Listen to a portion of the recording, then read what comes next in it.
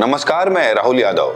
इस वक्त पूरे देश में अगर कोई नाम गूंज रहा है, उत्तर प्रदेश समेत खास तौर पर उन 12 राज्यों में जहां पर चुनाव आयोग की धांधली जोरों पर चल रही है, तो वो नाम है SIR, स्पेशल इंटेंसिव रिवीजन। लेकिन ये ज्यादा दिन तक नहीं चलेगा। एक बड़ी खबर निकलकर सामने आई है, आज उसी पर बात करेंगे। बड़ी खबर ये आई है कि चुनाव आयुक्त, मुख्य चुनाव आयुक्त ज्ञानेश कुमार गुप्ता अब अपने ही गेम में, अपने ही जाल में बुरे तरीके से फंसते हुए नजर आ रहे हैं, क्योंकि देश भर की कई ऐसी पार्टियां हैं, कई ऐसे राज्य हैं जहां से मामला अब सुप्रीम कोर्ट की दहलीज तक पहुंच गया है।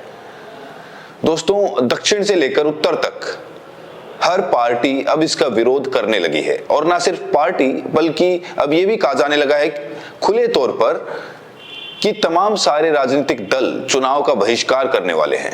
तमाम सारे राजनीतिक दल बहिष्कार करने वाले हैं। अभी मैं बताऊंगा आगे वीडियो में कि कौन कह रहा है और क्यों ये बात हो रही है। और दूसरी तरफ भारतीय जनता पार्टी के उस बेहद खतरनाक गेम का एक बड़ा खुलासा करूंगा इस वीडियो में, जिसमें यह दावा किया जा रहा है कि भाजपा एक पार्टी, एक देश, एक चुनाव और एक ही सत्ता वाले फॉर्मूले पर काम कर रही है। और क्या है वो फॉर्मूला? राजनीतिक विश्लेषक हैं अभय, उन्होंने इसके बारे में खुलकर बात की है न्यूज 24 पर संदीप चौधरी के साथ। वो वीडियो मैं आपको दिखलाने की कोशिश करूंगा, और कैसे ज्ञानेश कुमार गुप्ता और नोएडा के DM और उनकी बेटी जो बताई जा रही हैं, उन्होंने मिलकर किस तरीके से गेम किया और कैसे ये लोग फंसते हुए नजर आ रहे हैं, इस पर भी बात करेंगे। लेकिन सबसे पहले बात सुप्रीम कोर्ट की करेंगे। दोस्तों, तमाम सारे दल सुप्रीम कोर्ट पहुंच चुके हैं। ये वो दल हैं जिन दलों ने सुप्रीम कोर्ट में याचिका लगा दी है इस पूरे चुनाव आयोग की बेईमानी के खेल के खिलाफ। DMK ने याचिका लगाई है, CPIM ने लगाई है, TMC ने लगाई है, कांग्रेस, वेस्ट बंगाल कांग्रेस ने लगाई है,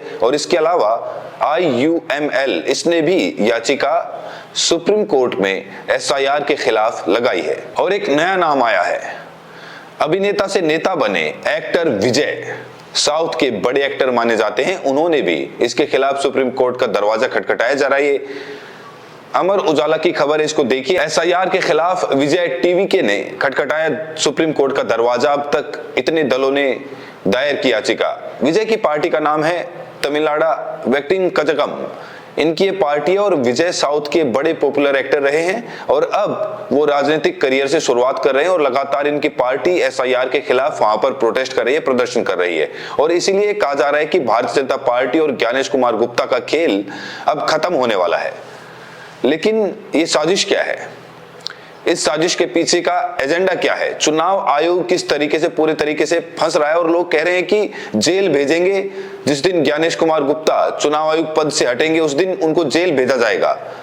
वो वीडियो भी मैं आपको सुनाऊंगा। लेकिन अभय दुबे जो बात कह रहे हैं वो आपको समझनी चाहिए और सुननी चाहिए कि ये खेल दरअसल कितना बड़ा है। देखिए अभय दुबे, ये SIR 1 महीने में ही इसे पूरी करने की ऐसी क्या आफत है, ऐसी क्या दरकार है? देखिए, मैं तो बिल्कुल सीधी बात कहूंगा और बहुत संक्षेप में कहूंगा।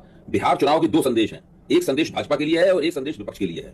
भाजपा के लिए संदेश यह है कि SIR सब जगह कराओ, बिहार जैसे परिणाम प्राप्त करो। और विपक्ष के लिए संदेश यह है कि अगर SIR सब जगह हो गई, उसको नहीं रोका गया, तो उनकी राजनीति हमेशा हमेशा के लिए खत्म हो जाएगी। एक राष्ट्र, एक पार्टी, एक चुनाव हो जाएगा पूरी तरीके से। बिल्कुल मामला बटा हुआ है एकदम, इस वक्त पाला खिंच चुका है। एक तरफ ये विचार है और दूसरी तरफ ये विचार है। उसी के हिसाब से अब निकट भविष्य में सारी राजनीति होनी है। तो उसमें चाहे लोग आत्महत्या करते रहे, कहते रहे पूरी ट्रेनिंग नहीं हुई है। आम आदमी, हमने लखनऊ वासी, बहुत सारे हमारे पास ऐसे लोगों के बयान है कि भाई घर तो आ ही नहीं रहे, वो तो कहीं जाकर बैठ जाते हैं, वहीं जाना पड़ता है। संदीप जी, मेरे अपार्टमेंट में भी 2 BLO आए।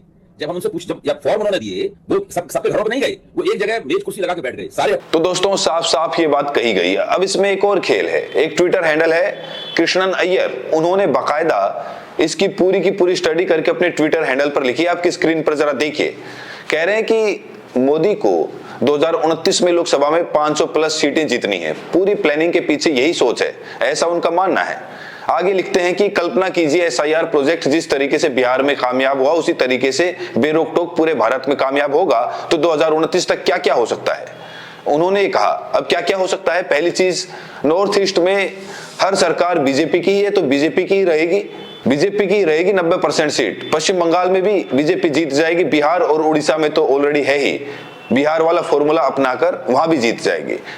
फिर बताया जा रहा है कि मध्य प्रदेश, छत्तीसगढ़, राजस्थान, उत्तर प्रदेश, उत्तराखंड, झारखंड, हिमाचल, हरियाणा, महाराष्ट्र, गोवा जैसे राज्यों में भी बीजेपी 90% सीट जीत जाएगी। बताया कि कर्नाटका, तेलंगाना बीजेपी जीतेगी, यहां भी 90% सीट मान के चलिए। तमिलनाडु में डीएमके को जितवाया जाएगा क्योंकि तमिलनाडु में बीजेपी की जीत दिखाना मुमकिन नहीं है। फिर इसी तरीके से आंध्र प्रदेश में भी चंद्रबाबू नायडू और जगन मोहन रेड्डी दोनों मोदी के ही, यहां भी 90% सीटें। केरल में बीजेपी कुछ नहीं करेगी क्योंकि अगर बीजेपी केरल जीत जाती है तो एक्सपोज हो जाएगी, ये भी एक राज्य बच जाएगा। बताया कि पंजाब में आम आदमी पार्टी जीतेगी, इसे भी मोदी की जीत मानी जाएगी। अकाली दल को भी जिंदा किया जाएगा, उसका भी हो सकता है। अगला, इन राज्यों में ज्यादातर विधानसभा चुनाव 2029 लोकसभा चुनाव से पहले होने हैं। 90% सीटों के साथ राज्यों को जीतने के बाद ज्ञानेश गुप्ता के लिए 500+ बनाना आसान हो जाएगा। Congress, Sapa, TMC, BSP, DMK जैसी बड़ी पार्टियां मिलकर 50 सीट के नीचे होंगी। असली खेल तो राज्यसभा में होगा। राज्यसभा में विपक्ष के पास 25 सीट नहीं होगी। लोकसभा और राज्यसभा दोनों 90%, 95% बहुमत के साथ मोदी 2029 में पीएम बनेगा, यही सपना है। ये प्रोजेक्ट दुनिया के किसी भी लोकतंत्र का सबसे खतरनाक प्रोजेक्ट है। ऐसा प्रोजेक्ट लागू करने में रिस्क बहुत ज्यादा होते हैं, लेकिन एक गलती तबाह कर सकती है। मोदी आरएसएस के सारे एजेंडे लागू करेगा क्योंकि 500 सीटों के साथ संविधान और देश में सब कुछ कब्जे में होगा। एक पार्टी, एक नेता, एक चुनाव और भारत पर कब्जा। प्रोजेक्ट की शुरुआत हरियाणा से हुई, तो ये रहा एक लंबा चौड़ा ट्वीट उधर से किया गया। इस बीच कैसे वहां पर गेम किया ज्ञानेश कुमार गुप्ता और उनकी बेटी ने बीएलओज के साथ, किस तरीके से वहां पर स्थितियां गंभीर होती जा रही है, किस तरीके से उनको नौकरी से निकाला जा रहा है, उनके हालात खराब हैं, ये मैं आपको इस वीडियो में दिखाता हूं। जरा न्यूज 24 पर क्या कुछ कहा जा रहा है, सुनिए। नोएडा की डीएम है मेधा रूपम। अब मेधा रूपम और ज्ञानेश कुमार जी सीधी सीधी रिश्तेदारी है, हम सब जानते ही हैं। उन्होंने 181 बीएलओ की सेवा समाप्ति की है, 191 अध्यापक और 113 शिक्षा मित्र पर विभागीय कार्रवाई का निर्देश दिया है। एक दिन की तनख्वाह रोकने की बात कही है, सिर्फ इसलिए क्योंकि उनको उनकी मनमाफिक प्रोग्रेस नहीं मिल रही। अलग अलग जगहों से खबरें आ रही हैं, दिन में 5-5, 6-6 बार पटवारी, तहसीलदार, कलेक्टर, एसपी, जिसकी ड्यूटी है वो फोन कर करके बीएलओ लोगों को तंग किए हुए।